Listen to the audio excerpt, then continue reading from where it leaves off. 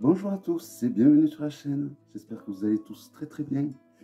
Donc dans cette vidéo, je vais vous faire une unboxing. Je n'avais pas prévu de faire une unboxing pour ce jeu. Parce que bon, déjà, il y a d'autres chaînes qui avaient fait des unboxings. Mais quand j'ai reçu ce jeu dans ce carton immense, avec ce poids, je me suis dit qu'il fallait que je fasse une unboxing. Donc j'ai vu, quand on voit une unboxing dans une autre chaîne, on ne se rend pas forcément compte de la grosseur du paquet, du poids qu'il fait. D'ailleurs, à ce niveau-là, je vous recommande une chaîne qui s'appelle Major Arcana. Je vous mettrai le lien de sa chaîne sous la vidéo. C'est quelqu'un qui a des avis très tranchés, qui va droit au but. Alors, pour tous ceux qui aiment les jeux auto-édités, je vous recommande d'aller faire un tour sur sa chaîne. Parce qu'il y a besoin de personnes comme ça qui disent que le jeu est pas bien quand il est pas bien. Voilà. Donc, et là, je trouve un bon jugement en général. Donc, allez-y faire un petit coucou de ma part et n'hésitez pas à vous abonner à sa chaîne. Donc, le carton gigantesque que je reçois est celui-ci. Voilà. Alors, franchement, c'était un jeu que j'avais acheté en décembre 2019. Je savais que j'allais le recevoir un jour parce que la créatrice est très sérieuse, mais je ne pensais pas que ça allait être aussi énorme. Pourtant, j'ai vu sur la chaîne de Marjora qu'il allait être gros, mais alors là, bon, alors je fais comme je peux.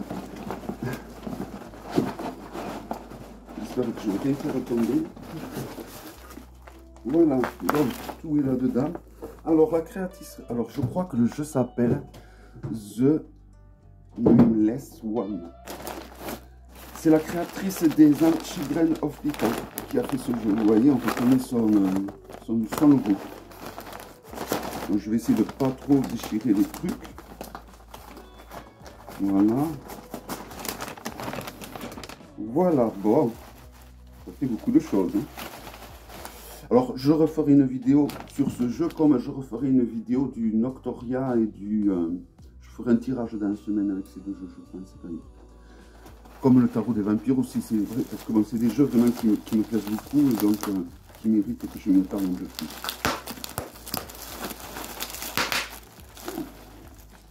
J'avais des ciseaux un jour, voilà.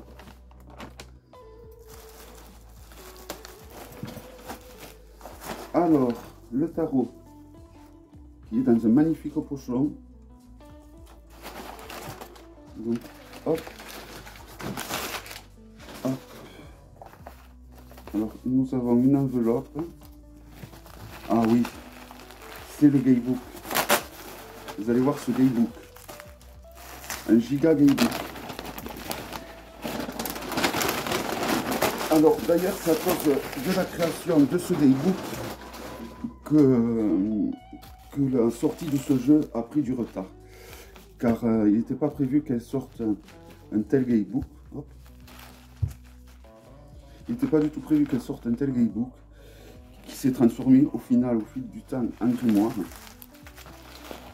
Et je trouvais que ça valait vraiment le coup de l'avoir parce que en la soutenant sur Kickstarter, on avait des prix quand même beaucoup moins élevés que si on l'achète après. Je regrette vraiment pas, même s'il est en anglais. Avec les applications, je devrais... C'est surtout des correspondances de ce que j'ai vu, donc bon.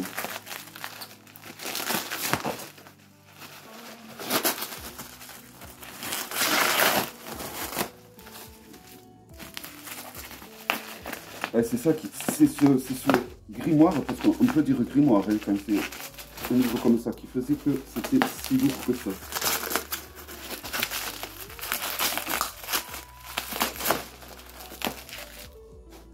Voilà, bon, elle est magnifique. Hein.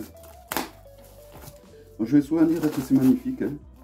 Donc le jeu s'appelle bien The Nameless One, Tarot and Oracle, parce qu'il y a un oracle en fait. Donc voici le grimoire, magnifique. Oh, vraiment sans cause de barre. Hein. Donc il y a un truc de protection. Alors je vois que moi aussi ça a été un petit peu abîmé là, alors que vous avez vu c'était super bien emballé. c'est pas grave, hein. Ça sert justement à ça, à protéger le grimoire, hein. Donc voici le livre, et du coup je commence par ça, hein. Voilà.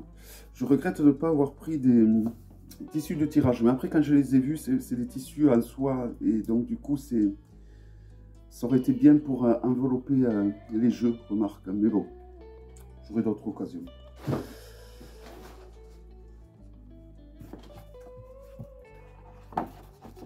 Alors, sacré compagnon, comme...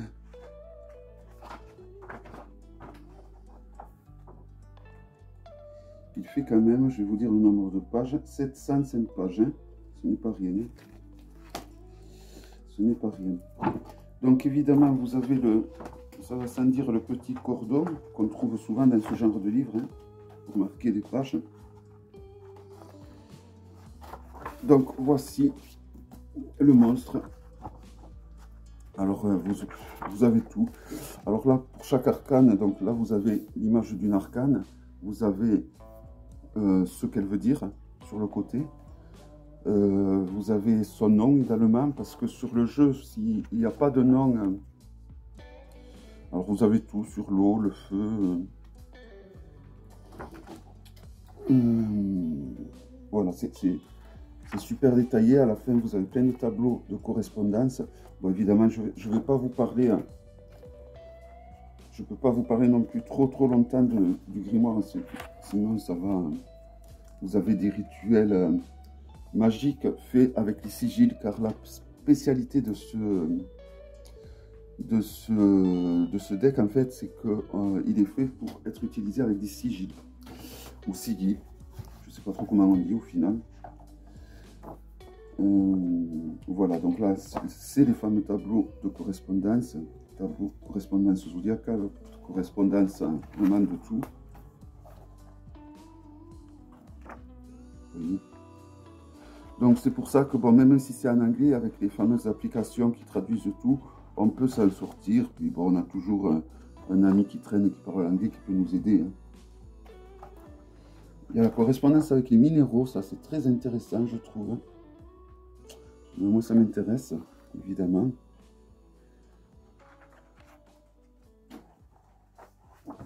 Donc pour chaque arcane, après il faut savoir qu'il y a un autre livre, dans le jeu, un guidebook un peu plus normal. Donc là vous avez l'index, hein. Si vous voulez faire pause, au moins vous voyez bien tout ce qu'il y a dans le grimoire, n'hésitez pas à faire pause. Ben, en fait, il y a pas mal de choses, hein. Je pense d'ailleurs que la chaîne que je vous ai parlé en début, Major Arcana, va faire une présentation plus complète du grimoire, et elle, étant plus à l'aise en anglais que moi, je pense que ce sera intéressant d'aller plutôt sur sa chaîne pour ça. Donc voilà, pour chaque arcane, donc là nous avons l'arcane du fou, vous avez le titre de l'arcane. Parce que vous verrez, les arcanes sont telles quelles. Il n'y a pas de nom, il n'y a pas de numéro. Donc il faut les reconnaître. C'est un jeu qu'on ne va pas prendre et qu'on va sortir de la boîte et tirer les arcanes. Il va falloir le travailler, un moment. Voilà, donc pour chaque arcane, vous avez donc une page qui est un peu récapitulative de ce que veut dire l'arcane. Une autre page, deux autres pages. Donc vous avez la correspondance avec les planètes, la correspondance solaire. Et encore une autre page. Donc ça fait pas mal pour chaque arcane. Voilà. Ça fait, ce qui fait pas mal, je trouve. Donc ça fait un total de 3 pages et une page récapitulative. Pour confirmer, donc là nous avons le magicien, je pense. Donc la page récapitulative 1, 2,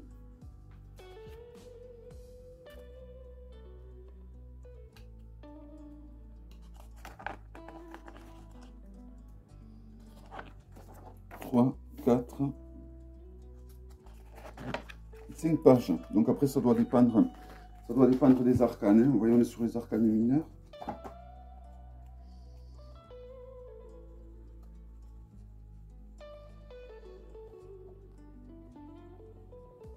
C'est autant. Franchement, les arcanes mineurs, elles ont tout autant de... Là, vous avez la reine des épées. Donc, vous avez une page récapitulative, toujours pareil. 2, 3.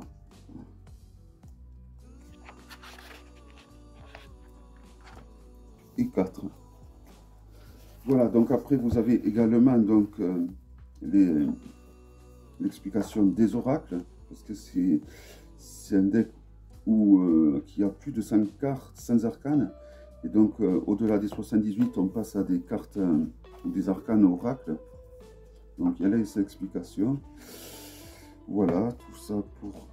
Voici donc par exemple une carte oracle. Donc là nous avons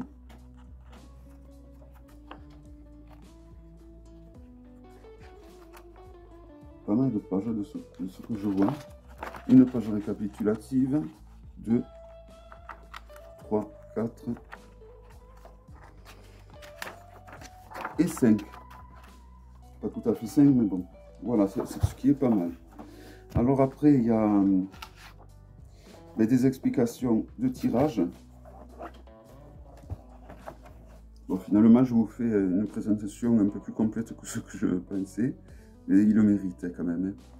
Il le mérite. Voilà, vous avez un tas de tirages. Vous avez vraiment... Moi, c'est ce que j'adore dans les livres qui accompagnent les tarots. Comme ça, c'est justement les tirages qui ont été créés exclusivement pour ce tarot. Hein. Bon, alors, certains ont été créés pour ce tarot, d'autres non. Hein.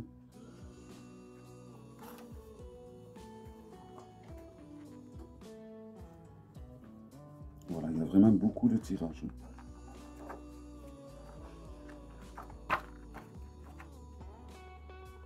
Rien que pour ça, voilà. Je n'ai pas compté combien il y en avait, mais vraiment en pagaille. Et alors après, il y a une explication des sigils. Alors évidemment, c'est sa pratique à elle, c'est voilà. Après, c'est chacun à vous d'adapter. Par exemple, pour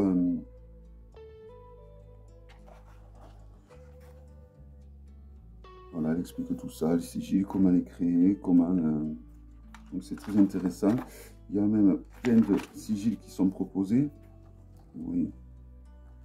Bon, après moi, les sigils, je conseille de les charger avec le pendule de Thoth. Je trouve que c'est idoine, c'est vraiment la meilleure façon de charger un sigil ou quoi que ce soit d'autre, hein, une pierre, n'importe quoi d'autre. Donc vraiment, un grimoire nous a fait de toute beauté. Alors, je veux quand même compter le nombre de tirages qui sont proposés. Donc tirage à une carte, 3 cartes traditionnelles, 1, 2, 3, 4, 5,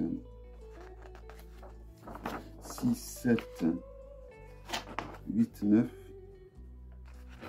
10, 11, 12, 13, 14, 15, 16, 17, 17 tirages qui sont proposés. Bon, c'est pas mal. Voilà, donc le fameux grimoire qui franchement valait le coup. Je me demande si vraiment, vu le prix que j'ai payé l'ensemble, je me demande si elle a vraiment gagné beaucoup d'argent en créant tout ça, quoi. Voilà, c'est vraiment l'amour de... en tant qu'artiste, créatrice qui a créé donc l'ensemble, parce que vraiment c'était pas cher pour la qualité de tout ce qu'il y avait dedans, quoi. Bon, par contre, c'était vraiment exclusivement à la campagne Kickstarter. Forcément, là, si vous voulez l'acheter, ça sera un peu plus cher que quand... Voilà, donc l'enveloppe, moi j'étais le 141e qui l'a soutenu. Voilà, lorsqu'on soutient un artiste lors de la création du jeu de Kickstarter, déjà on met très longtemps à le recevoir, décembre 2019. Et donc du coup, on le touche beaucoup moins cher que ce qu'après il est une fois mis à la vente. Donc là, ah, je crois que c'est ça le tapis de tirage. Parce qu'il me semblait que j'en avais choisi un tapis de tirage.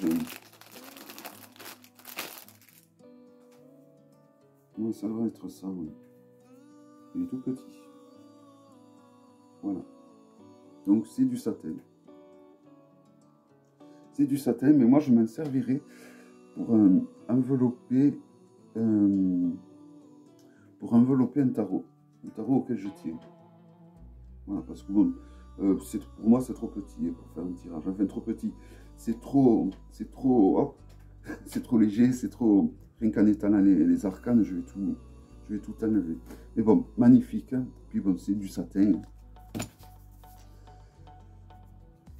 Alors, dans cette poche, ben, nous avons tous les goodies de la campagne. Bon, j'espère, il ne faudrait pas que je fasse ça quand même hein, comme un sagouin. Voilà, c'est bon. Ah ouais, c'est des pièces et des badges. Donc, comme pièces, je sais, ça remonte depuis décembre 2019, j'ai complètement oublié. Je crois qu'on avait on pouvait choisir, hein, mais bon, entre-temps, j'ai complètement oublié ce que j'avais choisi. Donc, c'est un jeu qui peut s'utiliser évidemment avec le Gamebook. C'est dommage de ne pas l'utiliser, hein, mais c'est un jeu qui peut s'utiliser, je pense, de façon intuitive. Voilà, alors là j'ai une pièce où d'un côté il y a un lapinou et de l'autre un renard.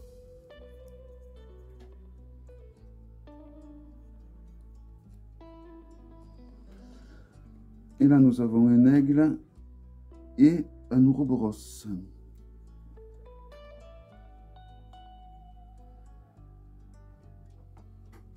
Voilà. Et pour le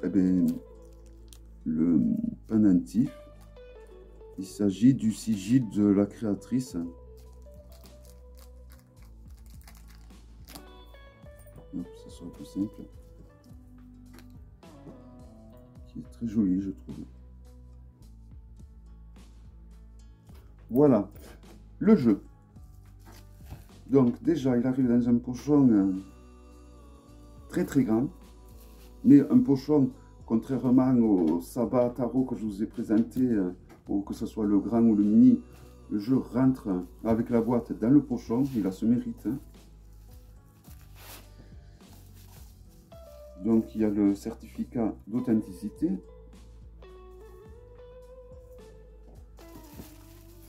Donc le pochon est vraiment de bonne qualité. Hein. J'aime beaucoup les pochons comme ça.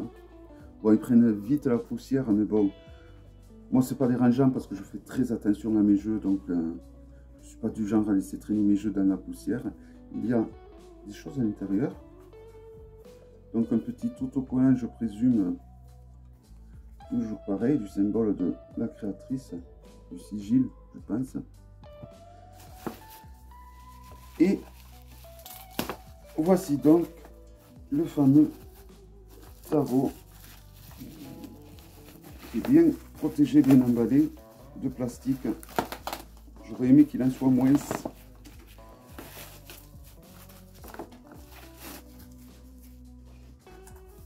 Ouais, je vais avoir besoin des ciseaux. Non. Et vraiment, voici donc la boîte qui est somptueuse, magnifique, vraiment. Elle va faire partir des plus jolies boîtes de jeux que j'ai, je pense. Qui s'attache avec un ruban. Je crois que j'avais déjà eu un jeu comme ça. Alors c'est bien, sauf que après il faut savoir refaire le nœud comme ça pour que ça ferme bien. Et alors là, je ne suis pas expert en la matière. Mais bon, voilà, une très jolie boîte, sans code barre. Hein, vraiment de très belles factures. Donc c'est aimanté. Hein. Donc même si on ne le ferme pas bien avec ça, bon c'est recommandé parce que sinon les cartes elles vont toutes sortir. Donc là nous avons un petit texte en anglais. Oups, mais voilà. Un petit texte en anglais. Si vous voulez le lire, n'hésitez pas à mettre pause. L'intérieur de la boîte est vraiment sobre mais joli. Alors voici le petit guidebook qui est quand même... il y a de quoi faire.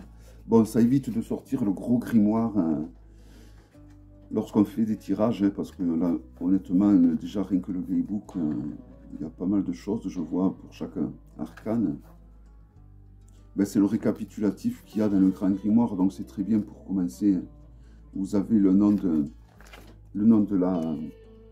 l'arcane si vous avez un doute. Je pense qu'au début, c'est ça qui va être le plus important à utiliser, le temps de bien connaître les arcanes. Voilà. Donc vous avez une page pour chaque arcane qui résume donc chaque arcane. Et c'est largement suffisant même. Le grimoire était intéressant au final par rapport au prix qu'il était proposé. Et puis surtout, si on veut travailler la pratique de sigil, tout ça, je trouve qu'il est très intéressant. Donc, le tarot a l'air de qualité parfaite, j'ai envie de dire. Alors, pour enlever ces trucs, je ne suis pas un expert.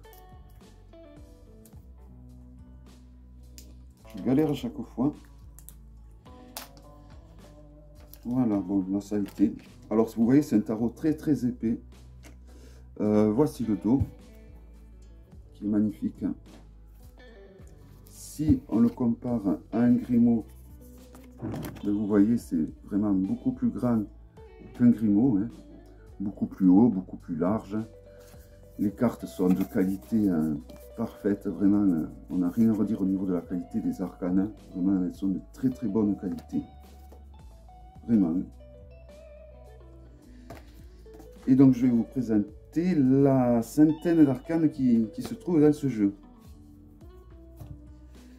Elles sont magnifiques, vraiment magnifiques. Alors, sur chaque arcane, donc, vous avez un sigil qui est dessiné dessus. Donc là, nous avons le magicien. Voilà, donc vraiment, les arcanes sont d'excellente qualité, il n'y a vraiment rien à redire. Le contour est mat, noir mat, donc ça veut dire que c'est des contours qui tiennent dans le temps. Pas comme si c'était mat étoilé, là, pailleté. Le magicien. J'avais dit ça aussi, le magicien. C'est ah, entre Rider et Marseille, à force, je m'y mélange les pinceaux. C'est le mât. Voilà. Le magicien. Le mât ou le battleur, je ne sais plus. Mais on reconnaît quand même la papesse. Là, moi, c'est moi qui bug. Depuis quelques temps, j'ai remarqué, je confonds tout le temps le mât et le battleur. Et ça, c'est depuis qu'il y a le Rider avec son magicien qui m'a foutu le Bintz dans ma tête.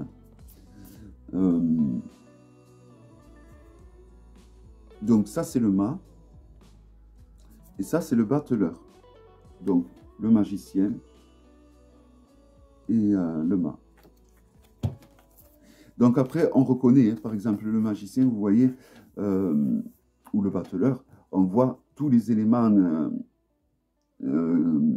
qui représentent les arcanes mineurs qui sont constitués sur les arcanes. Alors après, celle-là, c'est un peu plus dur, peut-être. Une fois qu'on le sait, on le sait. La papesse, pareil, hein, on reconnaît hein, la lune, le corbeau, qui peut être représentatif de la papesse, le fameux rouleau de la connaissance. Donc, il y a beaucoup de genres des allégories ou des symboles qui fait que, quand même, on reconnaît les arcanes. La grenade pour l'impératrice. Donc l'abondance, etc., etc. La tête de bélier pour l'empereur aussi. Souvent, dans les riders, cette tête de bélier est souvent associée à l'arcane de l'empereur. Les fameuses clés pour le pape, là aussi, on le reconnaît, je pense. Hein. Enfin, du moins, moi, je le reconnais. Les arcanes que je ne reconnaîtrais pas, d'ailleurs, je vous les dirai. Les amoureux avec les deux colombes. Hein. Enfin, une qui a pris cher quand même. Mais bon, comme quoi, l'amour n'a pas d'apparence, il ne faut pas se fier aux apparences, sinon elles peuvent être trompeuses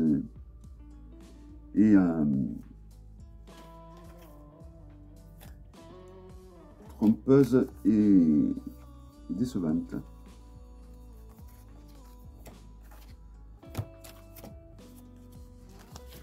Donc le chariot,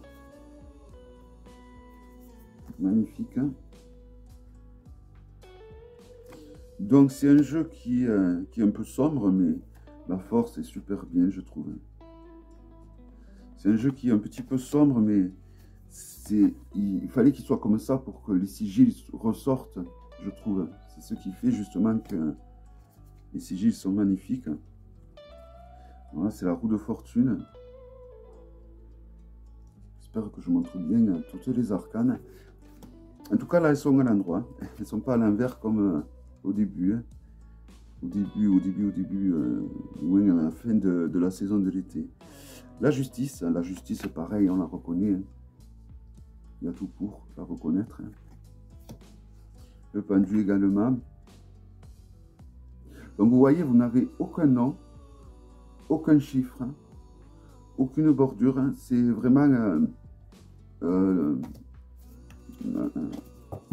ce qui rend ce jeu unique et qui fait que ce jeu s'appelle The Nameless Wamtaro.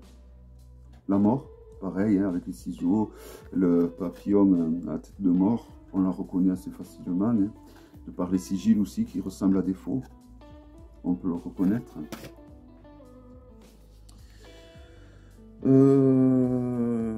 La tempérance, pareil, on la reconnaît car c'est une carte qui est dans l'émotion, qui est dans l'eau, donc du coup, on reconnaît qui est dans le mélange énergétique des flux, le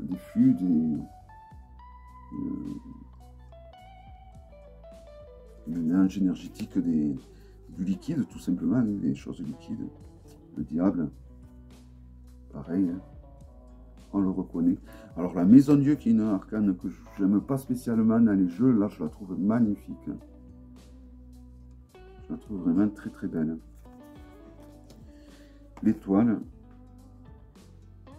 Alors les trois arcanes, l'étoile, donc là, la lune, sont magnifiques, hein, et le soleil aussi.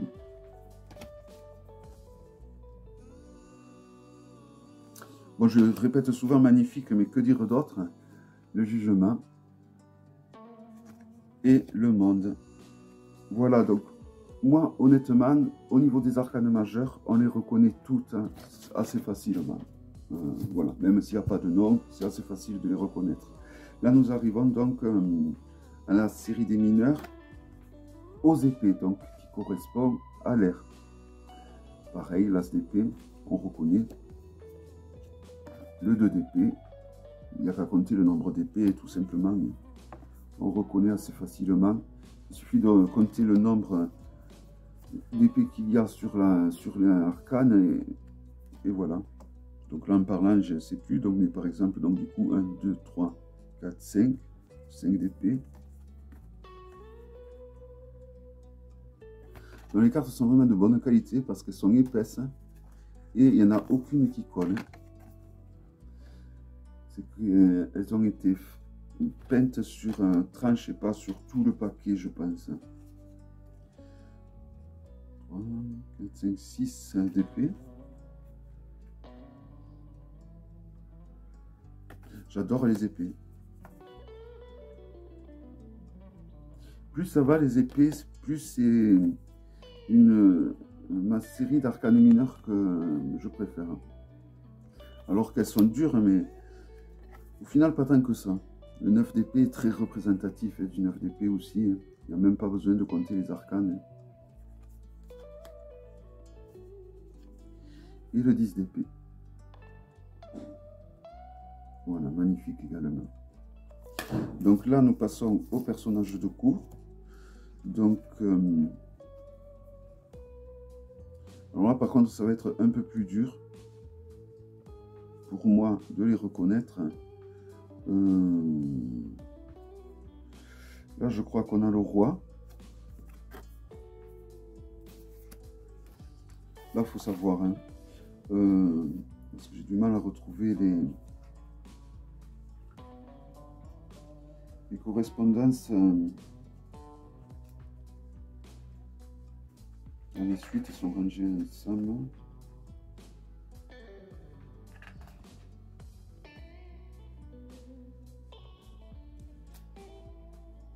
Ouais, c'est bien le roi. D'accord. Ok, donc là, nous avons le roi. C'est pas évident à reconnaître, je trouve. Au niveau des arcanes de cour, moi, je sais que c'est là que ça va me demander le plus de travail. Parce que je vois pas d'éléments. Ah, si, peut-être. Au niveau du troisième œil, il y a le symbole qui fait qu'on peut le rattacher au roi. Par exemple, pour ce qui est de la... Ça doit être la reine, du coup, ouais. La reine, on la reconnaît plus facilement. Parce qu'il y a l'élément de l'air qui est dessiné sur son visage. Donc, du coup, c'est plus facile à reconnaître. Le roi, il me semble qu'il n'y était pas l'élément de l'air. Eh bien, si, il était en gros. Bon, ben, donc on les reconnaît parce qu'ils ont une couronne, tout simplement. Hein. Voilà. Et après... on a le symbole féminin là-dessus et le symbole masculin là-dessus. Donc, on peut les reconnaître. Là, donc, nous avons le cavalier. Et le cavalier, on le reconnaît parce que, ben, justement, le valet ou le bouffon, il est très représenté, on le reconnaît encore plus facilement. Donc, forcément, par déduction, le cavalier, c'est celle qui reste. Voilà, donc, il va falloir un peu de pratique, hein, beaucoup même, je pense. Mais voilà, avec un peu de pratique, même pas forcément beaucoup, avec un peu de pratique, donc là nous sommes à la série des deniers, non des bâtons. Oui, des bâtons. Donc avec un peu de pratique, ben, le 2, le 3. Avec un peu de pratique, vous voyez, on arrive à s'en servir. Hein.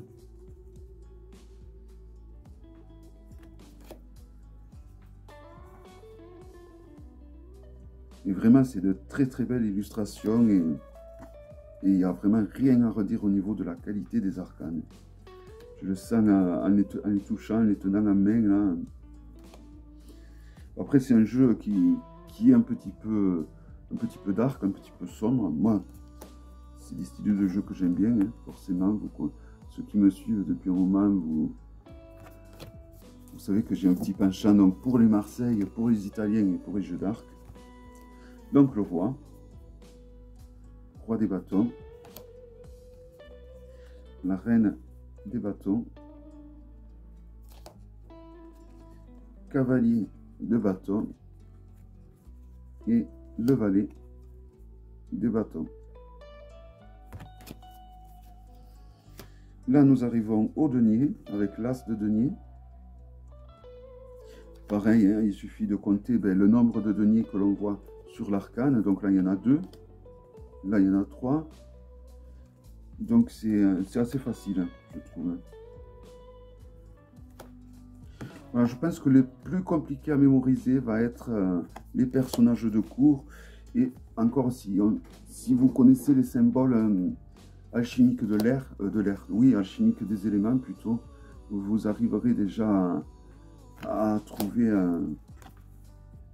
à quelle famille de personnages de cour elle appartient.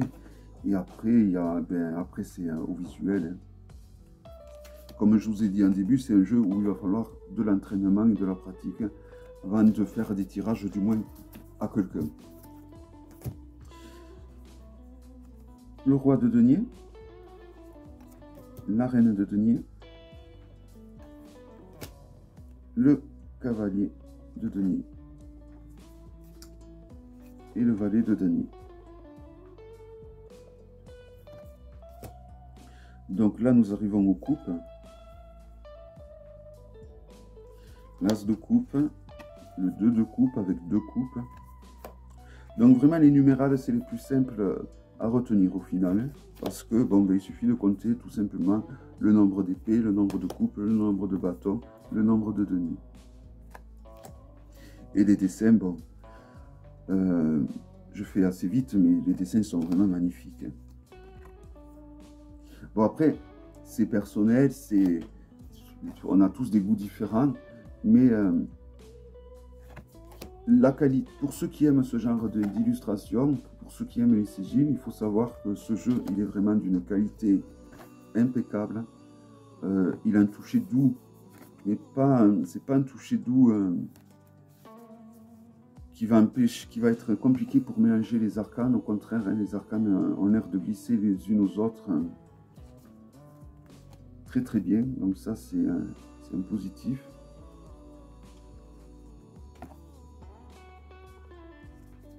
Et le valet de denier. Voilà, vous voyez, les cartes se mélangent les arcanes se mélangent très très bien. Alors que souvent quand ça le touche chez pêche, des fois ça râpe, il faut du temps. Voilà, donc voici le petit paquet de tarot qui est assez conséquent. Et là nous avons le petit paquet d'oracle où il doit y avoir une vingtaine d'arcanes. Donc là par contre pour moi je suis novice à ce niveau-là, hein, au niveau des cartes oracle, mais bon. Elles sont super jolies. Hein. Donc vous faites le choix de les utiliser ou pas, en sachant que bon, ça serait dommage de ne pas les utiliser. Hein.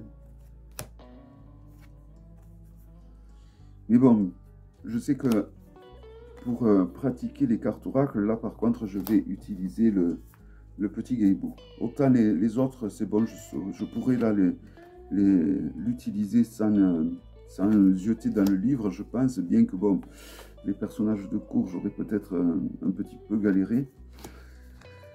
Mais par contre, les cartes oracles, là, c'est sûr que c'est une autre histoire. Elles sont magnifiques. Hein. Elles sont peut-être plus jolies que les arcanes au final du tarot. Bon, mais ça valait le coup d'attendre, hein, comme pour le Bonnet Stone. Plus on attend, plus on est récompensé avec Kickstarter, j'ai l'impression.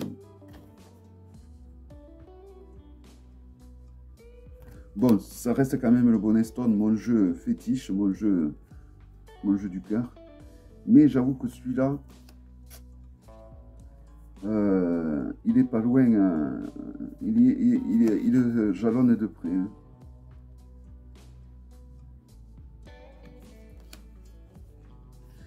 Donc, je ferai des vidéos tirages avec les derniers jeux là que j'ai eu. Donc, les jeux qui me plaisent surtout, hein, tout simplement. Donc, un tirage avec le Bonnet Stone et le tarot des abysses, des tirages avec le tarot des vampires et d'autres oracles que j'ai, que je ne vous ai pas présenté encore. Des tirages donc avec le The Nameless One. Et après d'autres tirages aussi, je ne sais plus avec lesquels. Voilà, sûrement la semaine prochaine, je vais vous proposer des lives de tirage. Alors n'hésitez pas, je le demanderai en communauté si jamais, pour me dire l'heure à laquelle ça vous arrange le plus que je fasse des tirages. Si je vois que c'est une heure à laquelle je peux le faire en fonction de mes journées, j'essaierai de la faire. Mais vraiment, ces cartes oracles sont magnifiques. Hein. Là, j'adore. Elle me fait beaucoup penser à la Lune. Je trouve qu'il y a l'énergie de la Lune dans cette carte. Mais chaque carte oracle a un truc a quelque chose des arcanes mineurs. Par exemple, celle-là, elle a quelque chose du pape avec ses clés.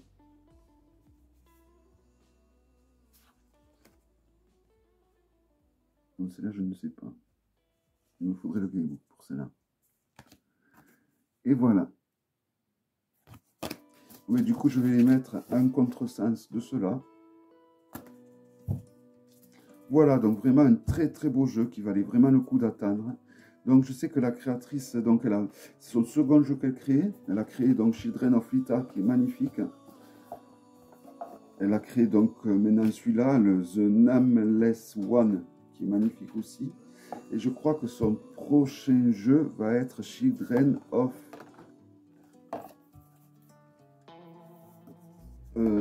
c'est la suite de Children of Lita. Ça va être associé à une saison. Alors je sais plus laquelle. J'ai complètement oublié. Alors voyons si le nœud est facile à refaire. Je sais pas pourquoi je sens que... En fait, tout dépend s'il y a suffisamment de longueur qui est... Bon. Parfait. Voilà. Donc j'ai réussi à faire le nœud. Voilà, donc j'espère que cette présentation vous aura plu. Il s'agissait du The Nameless One Tarot and Oracle. Un magnifique jeu, vraiment. Je vous mettrai les liens pour vous le procurer. Je crois qu'il coûte aux alentours de 80 € quand même. Hein. Mais bon, franchement, il est vaut. Il est vaut, comme le grimoire coûte aussi cher. Je crois que le jeu et le grimoire, il faut compter 110 €. Mais franchement, ça le vaut largement. Après, si on avait, pour ceux qui ont soutenu le projet il y a 3 ans sur Kickstarter, forcément, ça revenait moins cher. Mais bon, voilà, c'est un choix. Je vous mettrai le lien de la chaîne de Major Arcana, qui présente en général que des jeux auto-édités. Et donc, je vous recommande d'aller voir ces vidéos, parce que justement, quand on achète des jeux auto-édités, ça a un coût. Et donc, il faut vraiment des présentations, je trouve, assez carrées. Il ne faut pas hésiter à dire quand il y a des choses qui ne vont pas, parce que c'est des jeux qui coûtent cher. Et donc, c'est ce que fait cette personne. Alors, je vous recommande d'aller vous abonner à cette chaîne, car elle mérite d'avoir plus d'abonnés. Et quant à moi, je vous dis à très bientôt pour une prochaine vidéo. N'hésitez pas à me dire une heure dans la semaine qui vous conviendrait à laquelle je fasse des tirages, des lives. Et voilà, donc je vous donne rendez-vous pour la prochaine présentation d'un superbe jeu également que j'attends, que j'avais financé sur Kickstarter. Passez tous une très belle journée ou une belle soirée et à très bientôt. Bye bye.